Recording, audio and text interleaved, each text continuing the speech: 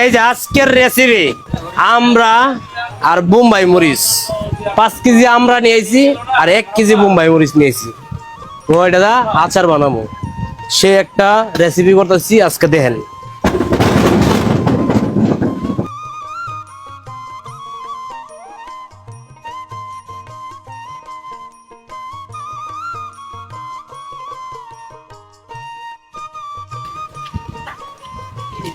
বসেন মামা, ভালো আছেন?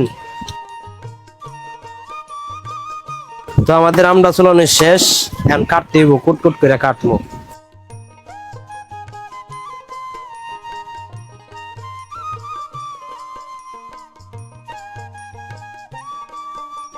এই যে কাটাকাটি কত সুন্দর করে করলাম, দেখছেন?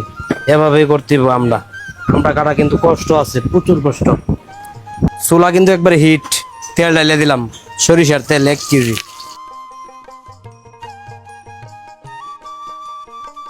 দিয়েছি ফাঁসফোড়ন, তো কিছু ফাঁসফোড়ন দিয়ে নিব, তেলের সাথে ভাইজা নেই, দিয়ে দিলাম। রসুন বাটা দিয়ে দিলাম। এটা হচ্ছে আমাদের হলুদ, হলুদ দিয়ে দিলাম। এই হচ্ছে শুকনা মরিচ, পোড়া মরিচটা দিয়ে দিলাম কিছু।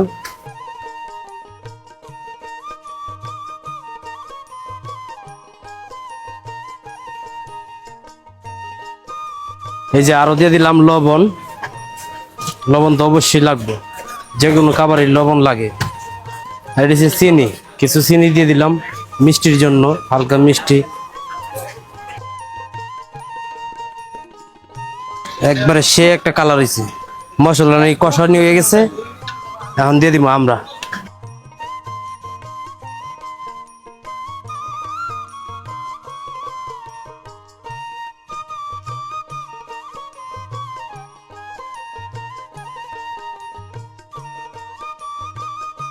এই যে 15 মিনিট পরে আসতেছি আমরা। এখন বোম্বাই মরিচটা ব্লেন্ডার করে দিব, ব্লেন্ডার করি গা, চলো। তো গাইস, এই যে বোম্বাই মরিচ ব্লেন্ডার করবো এখন।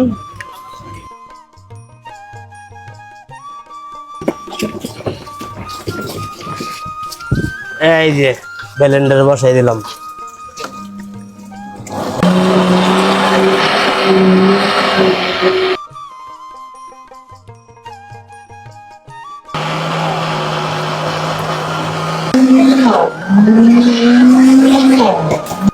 এই যে আমরা বললাম 15 মিনিট পরে বোম্বাই মরিচটা দেওয়ার লাইগা। তো দেখেন কি কালারটা আইছে।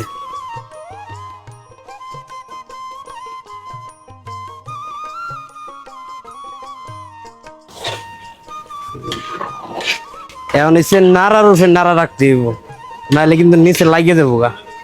আমরা রাস্তা তাড়াতাড়ি লাগিয়ে দেবো গা, বেজাল আছে।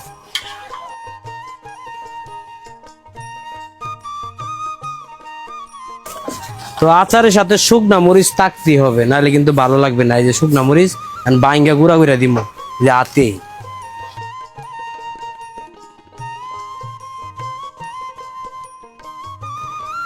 আবার নাড়া দিতে হইব।